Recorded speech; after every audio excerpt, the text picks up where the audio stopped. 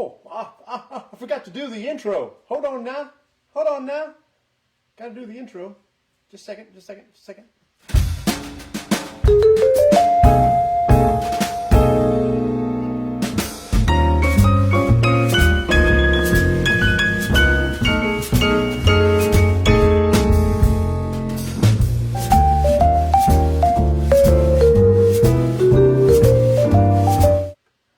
That'll do the trick. Hey, how's it going? It's Thursday night, 7:30. It's time to get our bourbon on.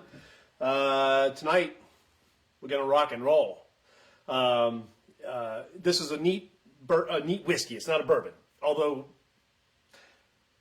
you could classify it as bourbon-esque. Yeah, we'll do that. It's bourbon-esque. But it is a whiskey, and we have our choice tonight. And I'm going to go through this with you. Zach, how's it going? We're going to go through this with you so you can kind of see what they do and how they do it, and I'm going to tell you the story. But first I have to choose one. I have two of them, and they're from two different batches. So this is batch 108, and this is batch 111. Now, what makes Blackened unusual is this is a distillery that is partially owned by the metal band Metallica. And they take fully aged bourbon, and I want to say the fully aged bourbon, there's no, hey, how's it going, Zach? Thanks for asking. I'm glad you're doing well. Good. While there's no aging statement on the bourbon they use in these, rumor is about 7 years. I can live with that. It's pretty good. I'll be happy with that. All right. So they take this bourbon that's aged 7 years, and then they mix it with a rye that is evidently also supposed to be aged for 7 years. And we don't know where that's sourced from. It could be MGP. That's likely, although they don't say. And then they take all that and they age it for, I want to make sure I get this right, 2 to 10 weeks in black brandy casks. Now, just that alone sounds pretty good, but it's a short finishing time, 2 to 10 weeks. That's short.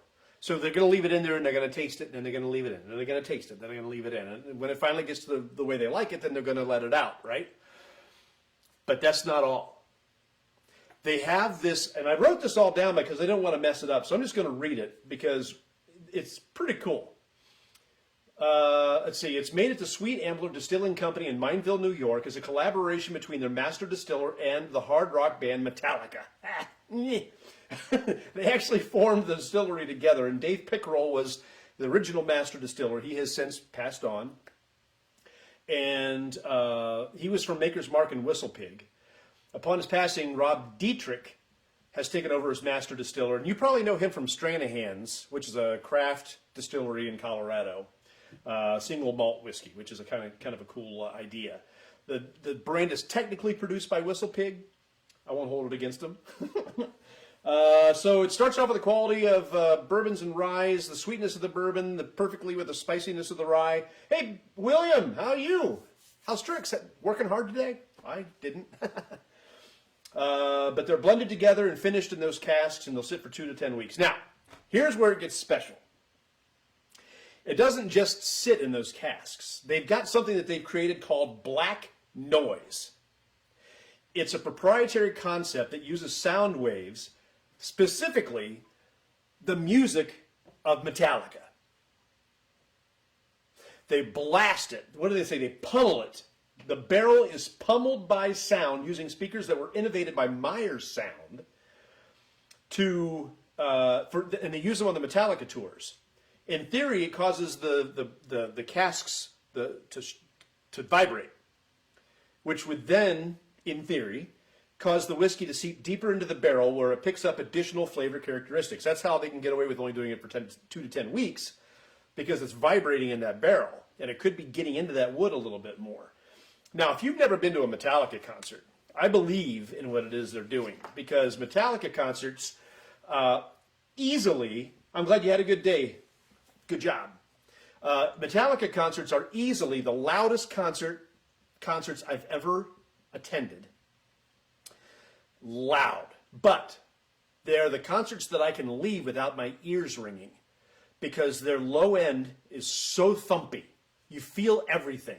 But there's no distortion in the mix. And it's the distortion in the mix that causes your ears to burn and ring later on. You can't hear anything for 2 or 3 days. That's the distortion that causes that. A good, clean sound with good, clean bass, you should be able to have that pretty much as loud as you want. And it shouldn't affect you in those ways. And that was my experience. I went and saw the And Justice for All tour, which, by the way, is the album that Blackened comes from, the song. Their sound mix is just, they're superior. Metallica is superior as far as their sound. No ifs, ands, or buts. I've never heard a concert that sounded better. Period. And that was it. Oh, what was the name of that place? Hera Arena in Dayton, which is horrible for acoustics. Terrible. Anyway, yeah, Sean, this is cool stuff. So thank you for joining us. This is fun. All right, so here's how we're going to choose between the batches we're gonna try tonight. I got 2 of them, 108 and 111.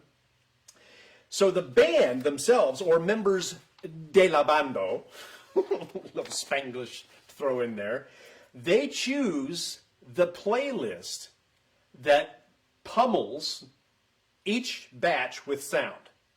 So each batch has its own playlist. And if you go to the Blackened website, you'll be able to see all the different playlists that they've had for all the different batches over time. Pretty cool, really. I mean, this is a personal touch. Sometimes the whole band does it. Oftentimes just one member of the band does it, but it's kind of neat. So batch 108, these are the songs they played to age this. Fuel, Cyanide, King Nothing, Astronomy, Leper Messiah, Nothing Else Matters, Escape, Spit Out the Bone, and yeah, so those are the ones for batch 108. Batch 111, Don't Tread on Me, Anesthesia Pulling Teeth, And Justice for All, Sabra Cadabra, Now That We're Dead, Moth into Flame, The God That Failed, and For Whom the Bell Tolls. So I will say that for me, the songs that I like the best are on batch 111. And having batch 108 with a song called Cyanide, so we're going to set this one aside. And we're going to open batch 111. I think the whole concept is just cool. Very, very cool. All right. All right, so we're also going to make a mixed drink with this later, so stick around for that. And I have to introduce you to a friend. I've been wanting to do this, and I can't believe I haven't done this yet, but I have to introduce you to George.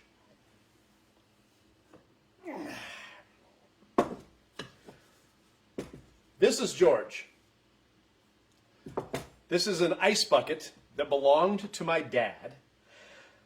I don't even know if there's a date on it. This thing is probably older than I am.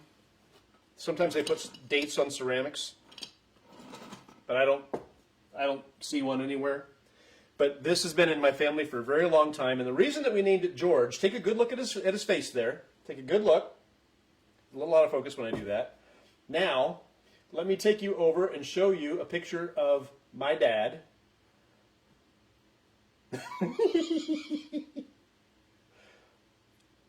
Tell me there's not a little bit of resemblance between my dad, George, and his ice bucket, George.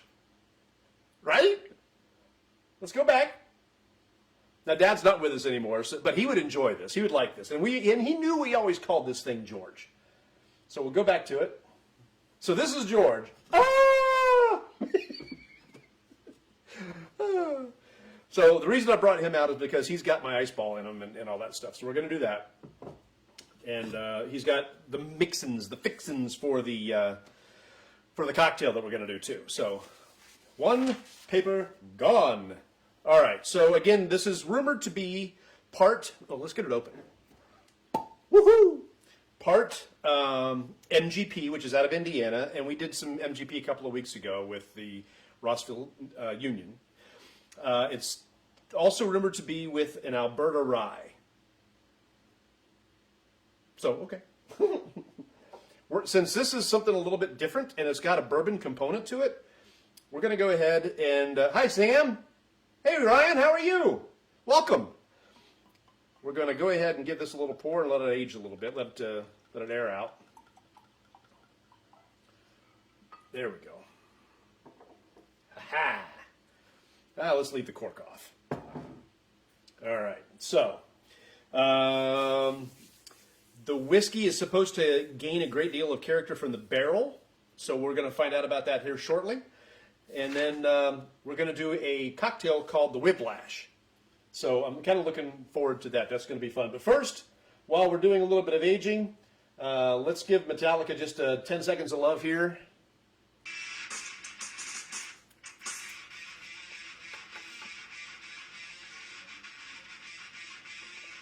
All right. If I do more than that, Facebook will flag it and say that I can't use it because of copyright. I hope you can hear it all right. Sometimes I can be silly. How did we used to do that as 20 and 30-year-olds? Good night. What is the matter with us? Maybe it hurts because of when we did it when we were in our 20s and 30s. Good gravy. Ow. All right. Okay.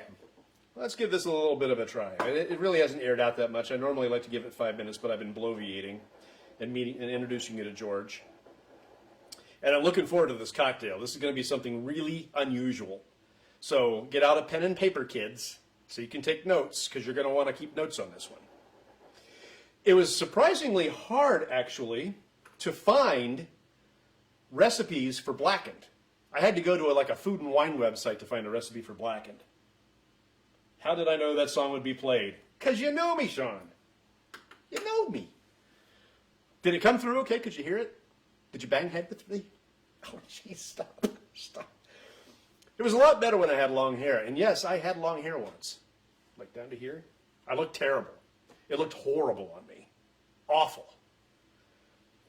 I even permed it once because while it was long and I was doing rock and roll, I thought I was going to be a famous rock and roll star. I grew the long hair, but it looked so stringy and crappy that I got a perm because I wanted it to be curly and have some body. And the job I was doing at the time was get this, this is not something I'm bragging about. I'm embarrassed by it, but I'll tell you because we're friends. We're simpatico. I can tell you some private things about me, yeah? Yeah. I was, at the time, selling safe driving insurance door to door. I don't even remember the name of the company. I want to say it was William Penn or Colonial Penn or something Penn. And they hired me to sell insurance door to door. And I couldn't look stringy and sickly like I did. And I was thinner then than I am now. And younger, of course. So I permed it so I would have some body and some stuff. And then what I would do is I would take my sister's mousse. And I would flatten down the sides. So it looked like crap. It looked so stupid. But I know, right, Sean? Yeah. Can you? I think I've seen a picture with you with long hair. One of these days I'll show you one of me with long hair. This is much better. As a matter of fact, I think I like it better with a little gray in it, or white in it, or totally white, than I did when it was dark. That depends on what day. Depends on what day you catch me. The women like this better, I'll tell you that much. The women like this thing going on here. They do. Promise. All right. Yeah, I know.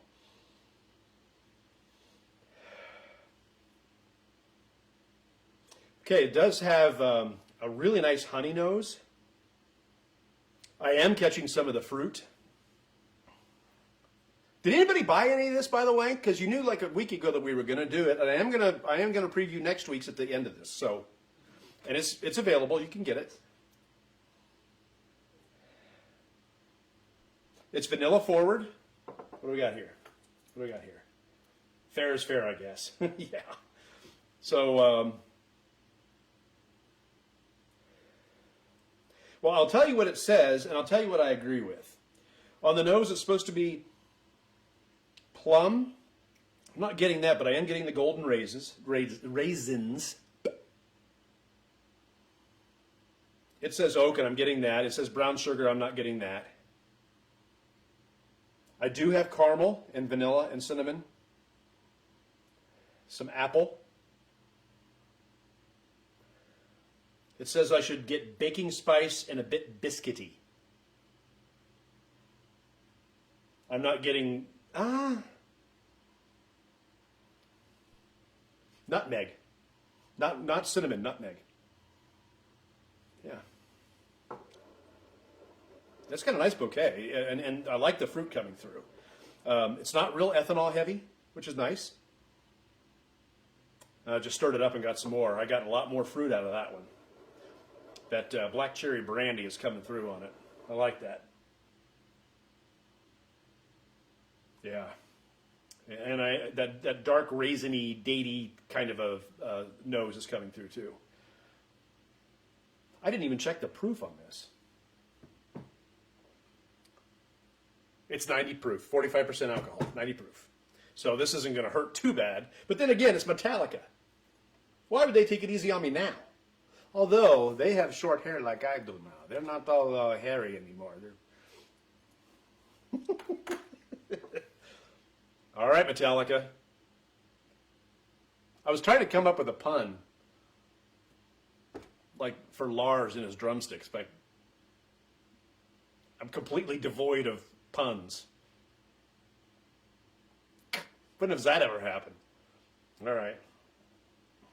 Yeah. Where did I buy it? One of these I got at the Beverage Barn. I think it was 108 I got at the Beverage Barn. 111 I got at Pawkins in Maumee. I was doing a little bit of a bourbon hunt that day. And I ended up at Pawkins in Maumee, and they had it, and I wanted the second one. I don't think they're going to be much different, to be truthful. I guess it depends on how much tremolo is in Kirk's guitar that day. I don't know. Here we go.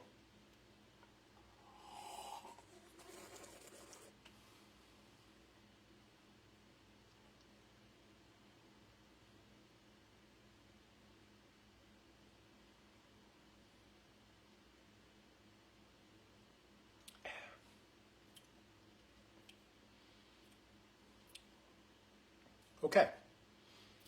The bloom is stationary. For those of you just joining us for the first or second time, I'll explain the bloom to you. Imagine this piece of paper is my tongue. You take a sip of bourbon. The way that I do it is I sip it up through. I aerate it as I bring it in. You might have heard me slurp. It's an old wine trick I used to do. And it works with the bourbon too. It aerates as it comes in.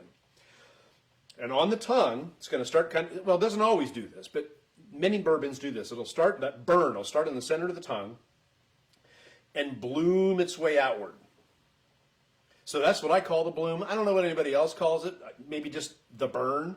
But I like the bloom because it's not always in one spot. Sometimes you get it around your lips and your gums, and sometimes it hits you on the roof of the mouth, and sometimes it doesn't do anything until it's on its way down. But most of the time, if you have a decent drink, it's going to give you a nice steady bloom. This one kind of stayed stationary right in the center of my tongue. Austin's with us. Jeff is with us. Hey, how you guys doing? Thanks for joining. Got to put my glasses on because Austin looked like Justin, Justin looked like Austin. It's Austin. So the palate itself, it's really different. It's not what I would have expected. And I'm going to need to give it another try because I don't know if I can adequately describe it without giving you a little bit more experience with it. It's my first time with Blackened.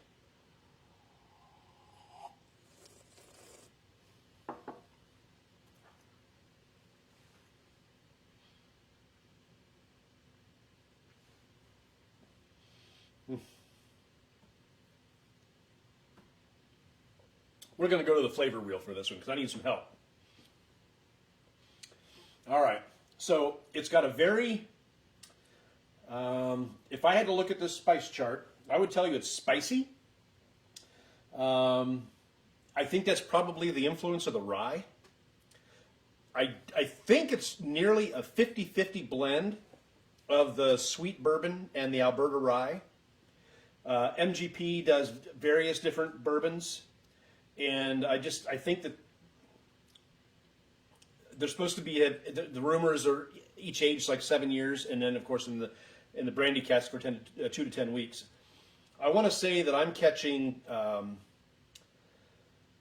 probably some molasses, definitely some oak.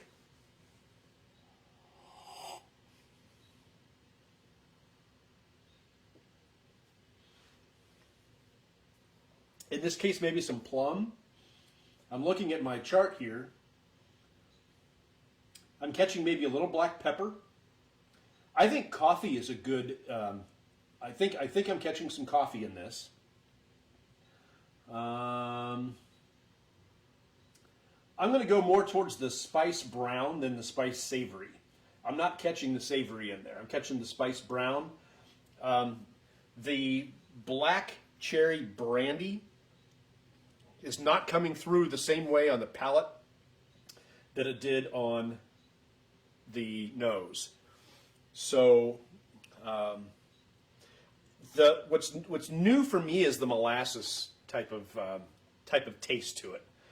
I don't think I've tasted one yet that gave me a sense of molasses. I do still get the honey, and again, I think it's more nutmeg than cinnamon in this case, and that's unusual too. And that could be the influence of either the rye or the brandy cask, or a little bit of both. I like it. I won't put this in my top 15. I do like it. Would I buy this a lot and drink it a lot? I don't think so. I try to give you an original take each time. I mean, there's a lot of bourbons and ryes and so on that I'll go, I like this. I'm not going to put that in that category. I don't dislike it. It's just not what I expected, and maybe that's what it matters, is it's just not what I expected, but it's got a different profile to it.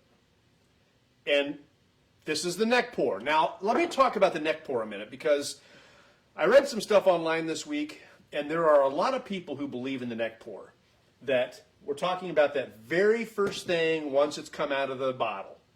Oh, by the way, speaking of the bottle, this one gets talked about a lot, this bottle, because of the design. It's got almost 90-degree angles, and the logo in the front is like a sound wave, which, by the way, is very cool. I worked with sound for many, many years. I still kind of do, almost on a daily basis. Not in the way these guys do, but I do work with sound and sound waves. And so this bottle is, everybody loves this bottle. It's won awards just for the bottle design and the art design itself. But I don't know what I was expecting. It's just a little bit different. Let me see what somebody's saying here. I don't want to miss anything. You, Austin, you got batch 100. Yeah. Yes. No. Absolutely. Yep. And Dave's not with us anymore. Now it's another master distiller. But Dave's recipes, Dave's blending profiles live on in Mr. Dietrich. So that's really cool. Lester, hey, how's it going, man? Glad you're here. Okay. So once it opens up, we were talking about the neck pour. Let me get back to that, the neck pour. So there are some people that believe wholeheartedly in the neck pour. And the neck pour is going to be basically any whiskey in the bottle that has never been opened up, has never had the opportunity to aerate and just express itself. You do this with wine. You open it up and you let it sit in the air a little bit. You even pour it in the glass and let it sit for a while. It's the same thing with a bourbon or a whiskey or whatever. It's best to let it open up. That's why a lot of times you add a little water to it because you want to let it open up. And this is one that I don't have any water prepared to do that with, or I would. I would be curious to see what a little bit of water would do if I put it in here, because it almost feels like a concentrate. Like there's just so much happening all at once that if you just open it up a little bit, and we'll do this over ice in a minute, that if I just open it up a little bit, it might be better. The neck pour is supposed to be what happens before you open the bottle and that first pour out of the bottle. Once you've had the bottle open, they say within a week, a month, a couple of months, 6 months, it's going to open up. The character of it's going to change. And this is one of those that we're going to find out about that. I heard horror stories about the neck pour of the Henry McKenna 10-year. And when I had Henry McKenna 10-year, it had already been opened at the bar downtown, and it was fantastic. Well, just as an experiment, last night I grabbed my Henry McKenna 10-year, and I had a snort of it. I cannot, now, my palate is not as sophisticated as some people. I will be the first to admit that. But I cannot tell you that I sensed much of a difference in the fantastic pour that came out of the neck and the fantastic pour that's coming, a third of the bottle down. Because I've let it sit. I haven't touched it. Ever since that last time we tasted it, I haven't touched it. So the neck pour out of this, it'll be interesting to find out if that's a thing with this. Some people believe in it. Some people don't. The jury's out as it comes to me. I've been worried about the neck pour, particularly with really, really good whiskeys. And I'm gonna be interested in how I feel about this one in a few weeks. So I'm gonna let it sit. We are gonna try it over ice. So I'm gonna go ahead and do this. See if I get anything else now that's been sitting a little bit longer.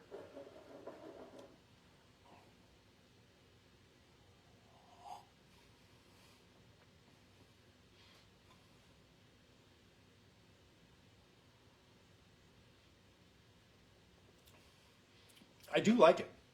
I do. And the more I drink it, the more I like it. It has opened up a little bit. It's been sitting a little while. And maybe that has everything to do with it. The nutmeg has started to mellow out a little bit. Maybe it's just me because I've had 3 belts of it now. But I am still getting that nice fruit overtone to it. I got apple in the nose. It's more raisiny on the palate to me. So let's go ahead and move on. And, I got to use this because I have one now. If I can get it out of here. I need to, what is in the way? Oh, that's in the way. All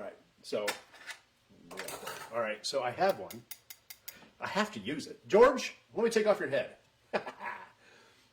Those of you just joining us, this is, what am I doing? What am I doing? Ew! Ice cubes, ew! No! Ice sphere. There. For those of you just joining us, this is George, and he was named George because he belonged to my father, and he bears a very interesting resemblance to my dad. Put it back over there real quick. And back to George. And my dad's name was George. So we always called this George, and when he passed on, he lives on with me, and I couldn't be more proud to use him and introduce him to you tonight. So, got our ice ball. We'll just do this. I don't know that Metallica would drink this over ice. Lars would. He's pretty sophisticated.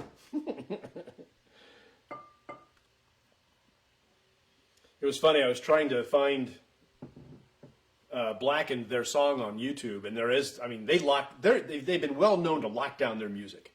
If you want to listen to Metallica music, you got to buy it. And I even tried to get it to play on the Echo a little while ago. The only version I can get without paying for like Apple or Amazon Music is a live version. And I can tell you it's not going to come across as well here in my living room as it would be seeing them live, which is like the best sounding concert I've ever seen. No kidding. Hey, Joe, welcome. Bev, hey, how are you? All right, so we've got the Blackened, and we got a nice sphere, PG-13. Actually, PG. We're just going to let it sit for a second, let it cool down, let it maybe get a little out of the water out of that sphere, because I was telling you that if I could add a little water to it, I would, but I didn't bring any over. So we're just going to disturb this a little bit. Wrong band, I know, Disturbed, wrong band, I'm sorry. I bet, did Disturbed ever open up for Metallica in concert? They should.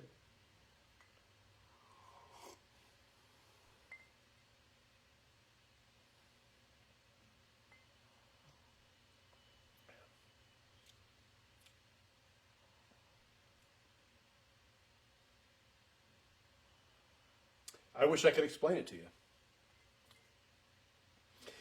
Now this probably comes from the rye, but it took on a little bit of a buttery finish.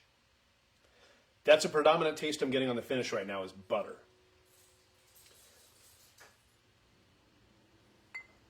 That's cool. I do like a good buttery finish. I do. I'm not going to lie. The one that we tried last week, the Old Scout, was a buttery mouthfeel, and I kind of like that.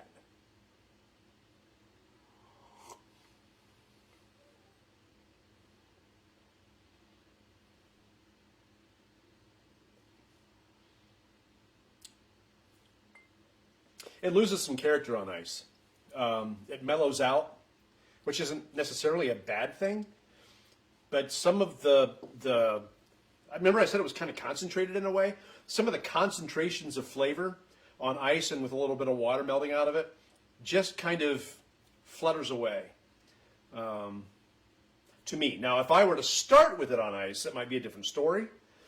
But kind of the feeling I have from it is it just loses a little bit.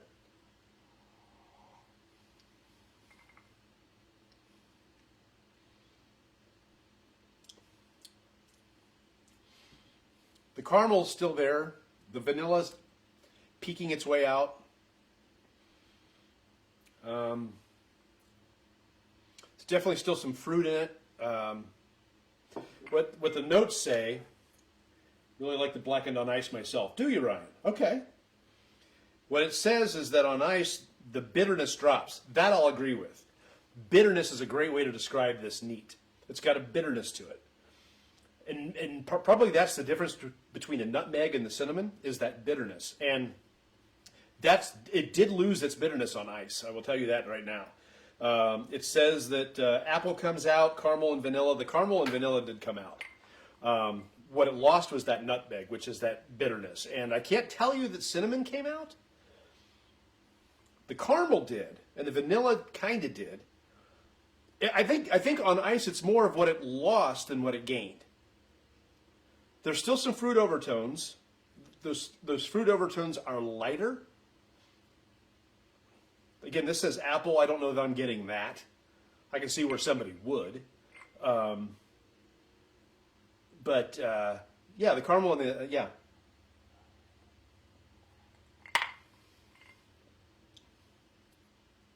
Okay, if I concentrate and think apple,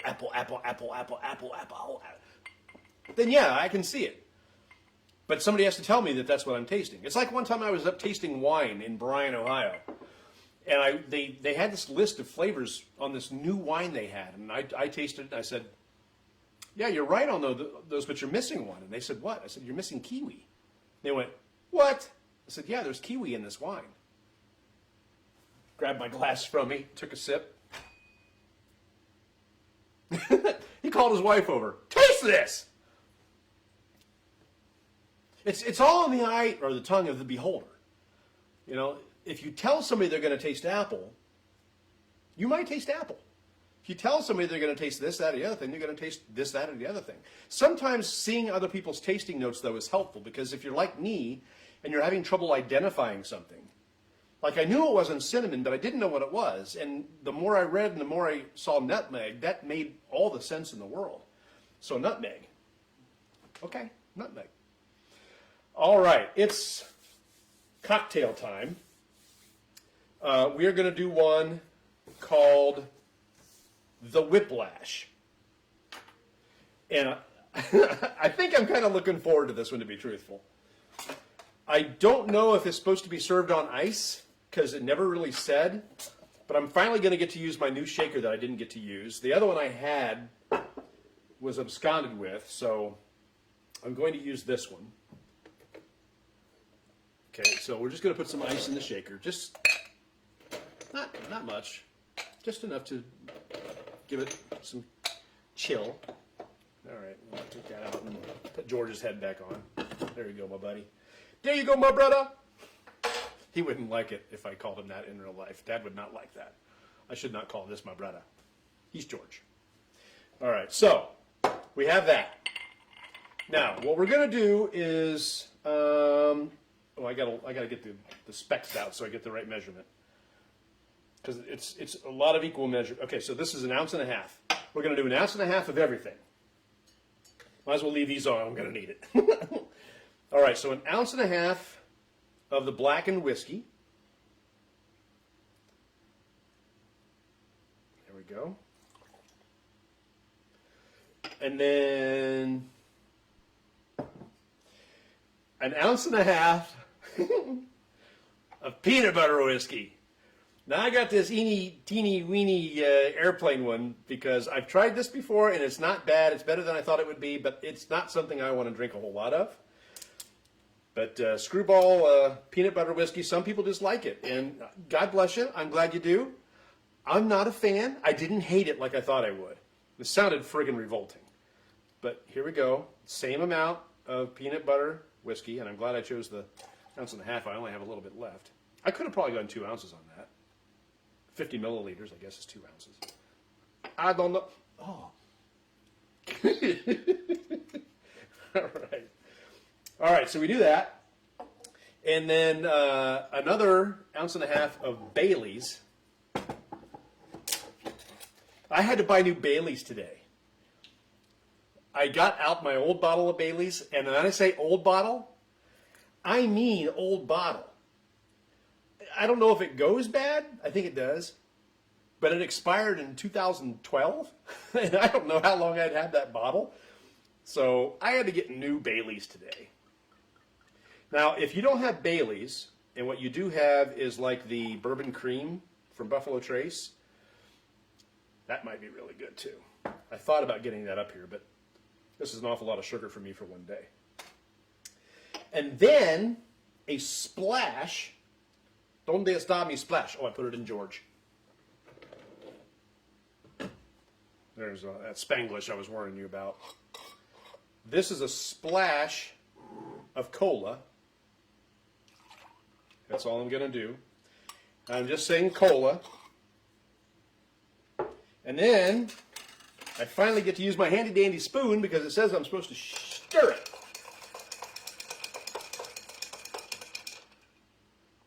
There we go.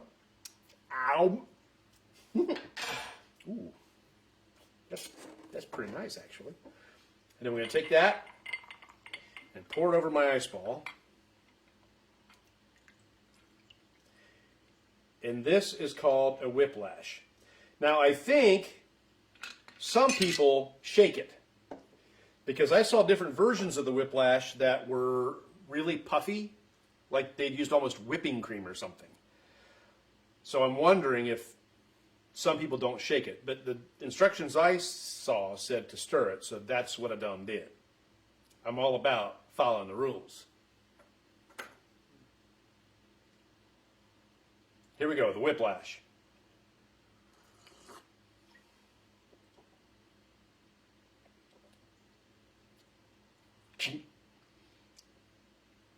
That's really good. I don't know, it'd taste a lot different with the Buffalo Trace. If you ask me, this whole drink tastes like the Buffalo Trace bourbon cream. To me. I mean, the Bailey's isn't particularly, I don't know, it just this is good.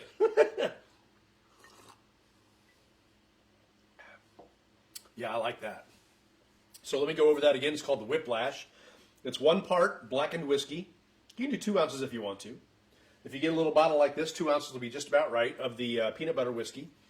1 part Bailey's Irish cream, a splash of cola, stir or shake if you want to, and enjoy. A lot of times they say to shake it if you want a froth, or shake it if you have fruit or herbs or things like that in it, because you want to use the ice to beat those things up and kind of, in a way, squash the flavors out of them, like mint, things like that. You want to put on ice and you want to shake it. But in this case, they said stir, so that's what I did. I'm thinking it might be more frothy if I had shaken it. I could pour it back in there and shake it, but I'm not gonna. But that's the Whiplash. So we got to try Blackened. This is batch 111. It's a partnership between the distillery and Metallica. I think the distillery was more or less created by the master distiller and Metallica. It didn't exist before this product existed. Now Whistlepig has pretty kind of much taken it over as far as doing the work to make it and to distill it and to put it out there, but it's still its own product, and it's got its own distillery in New York. And the recipe hasn't changed, the methodology hasn't changed. The only thing that changes is the playlist that vibrates those barrels and helps what's in the barrels seep into the wood just a little bit more. Excuse me. So, Blackened. So I promised you that we would preview what we're going to do next week, so I'm going to do that now. Let me put the cap back on this because I can just see. I've got so much stuff going on up here that I can just see myself having a catastrophe. So I'll do that. I'll put the cork back on the Blackened. I'm probably going to have a little bit more of that tonight. Just try it out. Maybe some different ways, like just add water to it, see what that does. Screwball. That should be more fair. I should be more fair to it. I really should. All right, so I do like that. The Blackened does come through quite nicely. The bitterness adds to the sweetness of the Baileys. I like it. Okay, so next week, I want you to go to the store. They have these available all over the place right now. Go to ohlq.com and do a search and see where it's near you.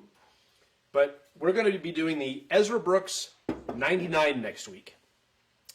I've been happy to find a couple of bottles of this, so now I feel perfectly okay to open it. A little story. I've had 3 different products of the Ezra. I've had just the Ezra Brooks, which is a 90 proof. 90? Is it 90? Or is it 80? I don't know. It's a bottom shelfer. And for a bottom shelfer, it's actually pretty good. It's not great. I put the Evan Williams Bottled and Bond at the same price over top of the Ezra Brooks 90. It is 90. But I do like it. And in a pinch, if I need something and I want something cheap and I want something different than the Evan Williams barreled bonded, barreled and bond, then I will go with the Ezra Brooks. The Ezra Brooks 99 is a different type of thing, and I'll do more research and have more information next week. And then I've also got the Ezra 7, which is aged 7 years, and that one's hard to find. I found one on the shelf, and I got one another way. But enough about that. So Ezra Brooks 99 is the bourbon that we're going to be enjoying next week. We'll put it through its paces. I'll maybe make a cocktail, things like that. We'll have a good time with it. In the meantime, it's not Johnny Cash night. It's rock and roll night, which is why I'm wearing all black. Thank you for watching. Thanks for hanging out. I do appreciate it. This is a lot of fun. Share this. Let people know. If you're enjoying it and you like doing this along with me, then by golly, let other people know about it. And as we get out of lockdown, as we get into the spring and things start to warm up and we stop getting snow, then we'll start having people over and we'll start doing things and get other people's opinions on this. But in the meantime, again, thank you a lot for watching. I do appreciate it. I had a good time. William, Austin, Sean, Ryan, Dan, Joe, Beverly, Lester, Zach, Jeff, got everybody, I think. Yeah. Sam. I always forget Sam. I'm sorry, Sam. Yeah, thanks everybody for watching. I do appreciate it. This is a lot of fun for me, and the fact that you think it's fun enough to watch means a lot. And I will see you next week as we do Ezra 99 right here on Beautiful Bourbon. And with that, I have got to go back to Facebook and need to find where that is and can't see it without my extra set of eyeballs. With that, I say adieu.